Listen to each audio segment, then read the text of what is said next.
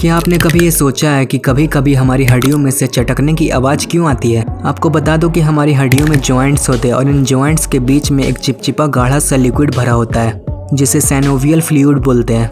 इस लिक्विड का काम होता है कि यह हमारे हड्डियों की मूवमेंट को स्मूथ बनाए, फ्लेक्सिबिलिटी बनाए रखे और हड्डियों को आपस में टकराने से रोके। पर होता क्या है, जब हम फिजिकल एक्टिविटी करते हैं या फिर अपनी हड्डियों को खींचते हैं तो इन जॉइंट्स के बीच में जो लिक्विड है वो भी खिंचाएगा और इसकी वजह से उस लिक्विड में एयर बबल बन जाते हैं। और फिर जब ये एयर बबल बनते हैं और फूटते हैं तो चटकने की आवाज़ आती है। और कुछ लोगों को ऐसा मानना है कि हड्डियों को चटकाने से अर्थराइटिस हो सकता है या फिर हमारी हड्डियां कमज़ोर हो सकती है, पर ऐसा कुछ भी नहीं है।